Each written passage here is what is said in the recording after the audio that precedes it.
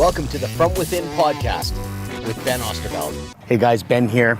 It's kind of a weird chat about religion. Shut it off if you don't want to be offended. Listen to it if you want to be challenged.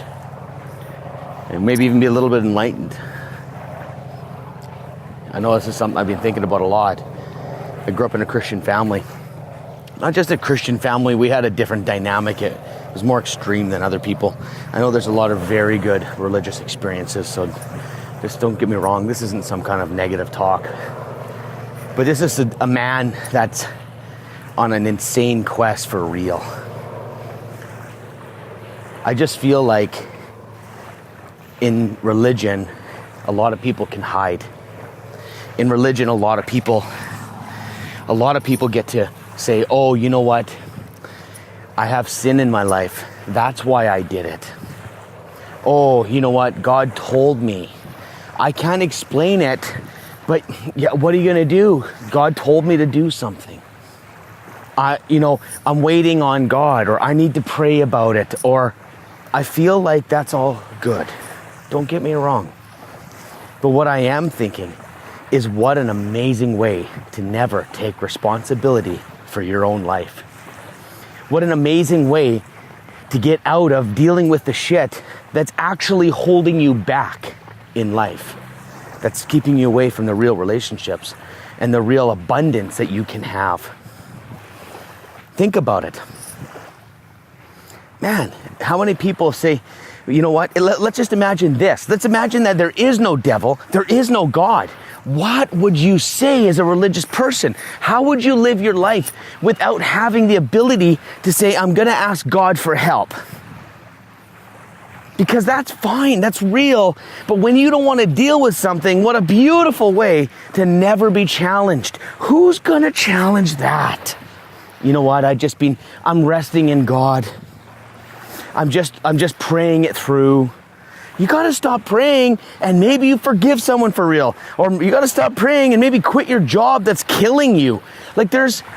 Or maybe you gotta stop praying and stop enabling your kids. I'm praying for my kids. Maybe let them go. Sometimes praying about it is the best way to never deal with it. Nope, haven't heard from God yet. Or married couples, I remember growing up in the church and there was a conversation.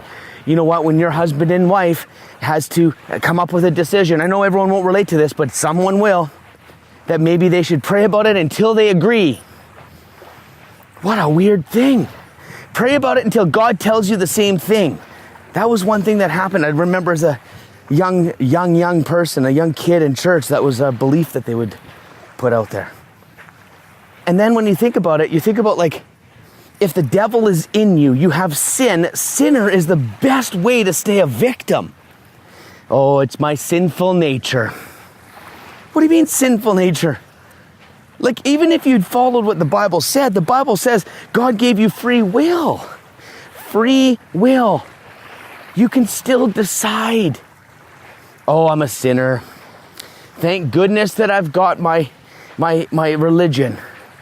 Because without my religion, I would be so lost. The thinking behind that keeps you lost. The thinking behind that says like, if you believe you're some broken, wretched person, how are you going to walk in this life? I'm not against religion.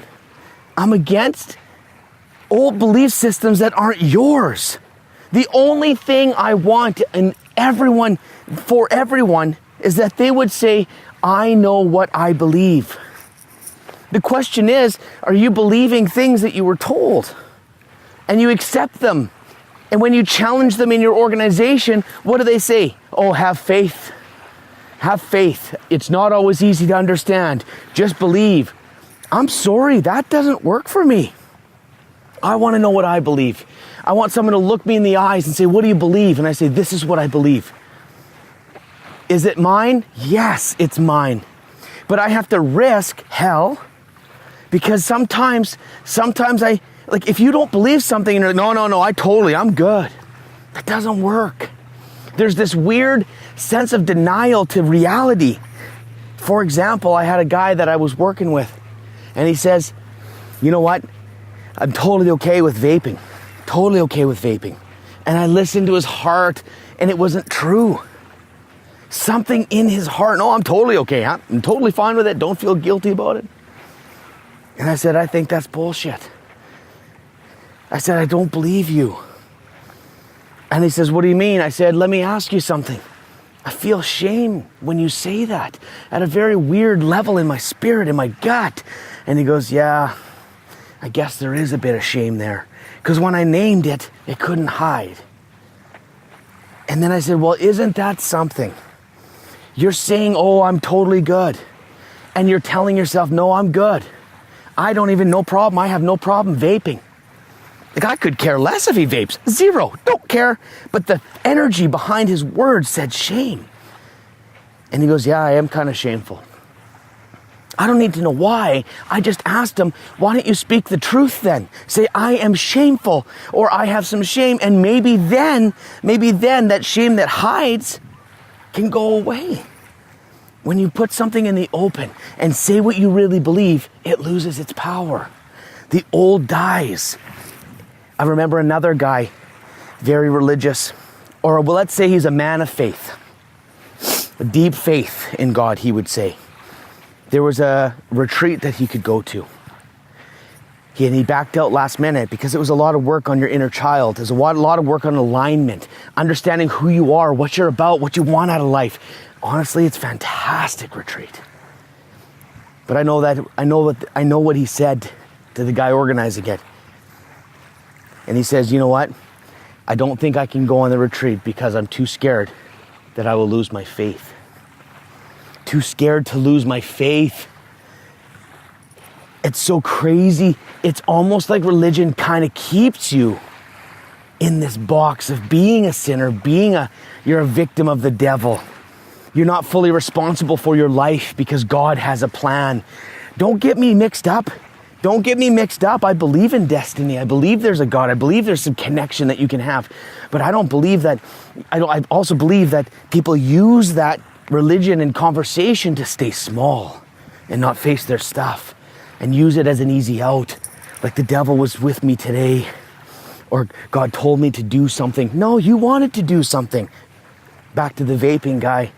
It was pretty amazing when he started to see how that shame was living there. And that shame affects us. It expresses itself in sickness, in weight gain, in devaluing you, and you can't see it. That's why it's so important to know what you believe. I'm not one way or the other. I just want you to know what you believe. Because then you can find yourself. Then you can be happy. Then, if you are a person of faith, then you can do the will of God. Then you can walk with God because you're not even being real on the other way.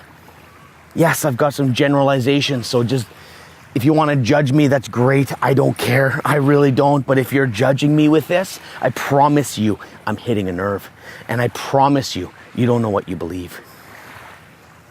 Because the nerve gets hit because there's truth. And the spirit inside you says, yes, there's something there, but I'm too scared to look at it. I'm too scared to be real because what will I find? Maybe what I believe is not true. For all these years, I've believed it because I was born into it. I'm saying it's not right or wrong. I'm just saying, is it true for you? Why don't we get honest? It's kind of a weird talk. But this is something in my heart that I need to speak about. I believe what's in your heart needs to be put out there. I believe I'm kind of scared to talk about this. I'm kind of scared to share this. I don't want to be misunderstood, but I don't care. I've gone through too much in my life to care. What are you going to do, not like it? I don't care because there's someone that's going to say, yeah, maybe I should ask myself, do I really believe? What do I really believe? You hear that float plane? Standing here in Vancouver, walking the beach. How can I not connect? I really believe that your personal value is tied to these hidden beliefs. I really do. You want to raise your value? I think there's some weird depression that happens, and weird depression and darkness that happens when you deny what you really want. I remember back in the day, way back in the day, I'll use Christianity as an example, is that I remember the electric guitar was deemed the devil's instrument. And yeah, that might be a little extreme to some, but go with me. Over time, that devil's instrument is in every single Protestant church in the world. Maybe not in the world, but you know what I mean. It's everywhere, and it's used to worship God. What the heck happened from 1940 to 2019 that all of a sudden the belief system around electric guitars changed? Then you have to ask yourself, what we believe now, is it really true? Right now, I know people that think yoga opens the door to the devil. I know some people that aren't even in this old culture that I came from, like, what the heck? But it's true. But eventually you're probably going to see yoga in church used as a way to worship God. Are your beliefs true? Is what you believe really yours? The same goes through business. I have to do this, this, and this to be successful. If I do this, I need to do this type of marketing to be successful. It will absolutely manifest in your life if you don't believe and don't stand on what you believe. Because you know what? Innovation comes from people that are willing to stand alone. Innovation comes from people that are going to be saying, I don't think that's the right way anymore. I'd like to do it a new way. Innovation comes from people willing to risk it all to move forward. If you're someone that just wants to follow the pack, that's cool. But if I'm speaking to someone that has this in their heart, I say, take a motherfreakin risk. Man, I risked hell. I asked myself, what if Jesus, this whole thing wasn't true, and I die believing what I was told to believe? That was the day I said, I need to know. I want to choose what I believe. If Jesus was the answer, I choose that. I don't adopt it because it was never mine. And I was pretty hardcore with that. I just didn't see the results that were promised, so I started challenging it. People don't like their faith challenged, and that always tells me how strong is your faith. Like the guy that wouldn't go to that seminar or to that retreat to check in with his own life. He was scared to lose his faith. What kind of faith is that? I'll finish this little beach talk with a story. If you doubt your faith, you will have a tendency to need to defend it. A tendency to defend it. Here's an example. Let's just imagine that my wife, I thought at a weird little 1% level, my wife cheated on me because when I saw my son get born, he kind of didn't look like me or her. And I knew that there was kind of an online relationship or there was that one time I wondered why she came home late. And then I just forgot about it. But deep down, that doubt, because your heart, there's this doubt in your heart, it just lives there dormant until it gets woken up. And we don't want to look at it. If it was me, I would want to ignore that. I don't want to know. So let's pretend someone walks up to me and says, hey, I don't think your son is your son. I think if I did not want to face truth, I would be a little bit aggressive and say, hey, what are you talking about? That's the most ridiculous thing I've ever heard. I'll do a DNA test right now. And I'd probably respond emotionally in a defensive way. If I don't want to face the truth, there is an emotional response. Depending on who you are and your story, depends, maybe you go super quiet, maybe you change the subject, maybe you get aggressive. But let's imagine that I knew 100% the night I conceived with my wife and my son's born, and he is an absolute mini-me. There is no doubt, no doubt. So my belief would have been built on a solid foundation. There is no doubt. Someone comes up to me and says, I think your wife cheated on you. I would look at them, my reaction would be like, ha ha ha ha ha. Nope. No, that's not true, my friend. Trust me, I was there on the night. It was a heck of a lot of fun. One of the best times yet. And that, my boy, he's exactly like me. it would be such a calming reaction. It would be like, no big deal. You know what, you may think that, but I know it's not true. The reaction's different when your belief system is based on truth. And when your belief system is based on a belief that's not based in truth, you will have emotional reactions when someone challenges it. Trust me, I know. Because I'd be getting more real, and conversations like this absolutely piss people off, make them run from me, or there's transformation and people lean in and they find themselves. This is the most important thing in the world. As a business coach, as a marketing coach, as a life coach, as a transformational coach, it all goes back to this.